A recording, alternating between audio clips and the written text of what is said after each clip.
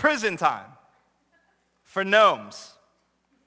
That's a problem, all right? That's a problem. But when we choose to experience a spiritual transformation, we become a part of his story instead of history. Verse 1, here's what I want you to do. God helping you, Paul says. The key phrase is that last part, God helping you. What that means is you cannot do anything. I'm paraphrasing, but I'm telling you the truth. You cannot do anything without God that will be successful or move in a direction that brings him glory. Do you get that? You can't do anything. An example for you to understand, some of you are like me, it's like having apple pie without ice cream, right? Or a musician without an instrument. It's pointless because you can't do it without that thing, minus the ice cream. You cannot go through life and make it in a direction that is worth anything if you do not have God at the center leading you. You cannot do it without him. Verse 1 continued. It says, take your everyday, ordinary life. You're sleeping, you're eating, you're going to work, and you're walking around life, and place it before God as an offering. So let's rewind. It says, even your eating, devote it to God. So what does that mean? Us Americans struggle with this, so let me help you out. It doesn't mean you can't have a cookie or a piece of cake every once in a while. However, and see how I couldn't even say that because that just breaks my heart to say that. But the point is, if you are stuffing your face with cookies and cake, or worse, stuffing your face with fast food. Some of you I know, you like Brett Heisted, you have a fast metabolism. You could eat the world. It wouldn't matter. But that doesn't matter. The point is we are to take care of our bodies. If we're going to give our eating to God, we've got to watch what we eat. That doesn't mean you can enjoy a simple snack here and there, but the truth is, if we're going to take care of what he's given us, even our eating must be given to him. Does that make sense? Yeah, you didn't see that one coming, did you? Even your work life. It means work with a smile. I've seen some of you, particularly at Chick-fil-A. Okay, only at Chick-fil-A. Most of you smile. However, I have seen some that don't. And I tell you what, a place like Chick-fil-A that is invested into customer service, when you walk into one, let's say down the road at Copperfield, and they don't give you a smile or greet you at the door or say even the coveted words of, it breaks your heart, doesn't it? Now, that's a joke, but we must be devoting even our work life. It means we work with a smile. It means we work with a good attitude, that we don't start the gossip, but we stop it. That we go above what is expected of us, because that's what God's called us to do. We devote even our work life. It says sacrifice it before God as an offering. And I want to take 2 seconds and talk about this. Tithe and offering are two different things. A tithe is what the Bible suggests for us to give to the church. It doesn't give you an amount, but it asks that we give to the church, which we are ultimately giving to God. That's what we call a tithe. That's what's expected of us. But an offering is something that goes above and beyond. It may be $1, it may be $1,000. But an offering is something above the tithe. Now, why am I telling you that? Because that means you're sacrificing. When I was a kid, my dad taught us about tithing by giving us an allowance. Great way to learn about money. A lot of fun for a kid.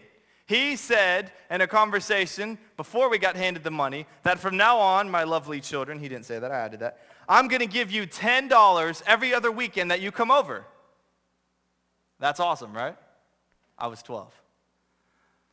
What he also said to follow that was that I'm also going to teach you about tithing. And so I'm actually only going to give you 9, and I'm going to keep 1, and then together at church on Sunday, we're going to put our tithe in together in their offering plate. But of course, I was a kid, so I wasn't paying attention. I was all excited. I'm getting $10. So I do what any normal kid does. You get online, you start thinking about what I can buy, right? 12 years old, not really thinking straight. I'm thinking, what can I get? Back then, music was huge. CDs were still out. MP3s weren't around yet. And so $10 got you a CD. But then that moment came where he handed me the money and he put it in an envelope, and I opened it up, and to my disappointment, there was only $9.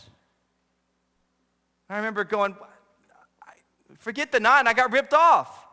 Where's my other 1? That equals 10. And he said, remember what I told you. We're going to do this together, but I'm going to teach you about tithing. And I remember the first time the bucket passed and we had to put that dollar in, I remember I was so, it was like a funeral, man. You were just saying goodbye to the dollar that could have been yours. But we learned something.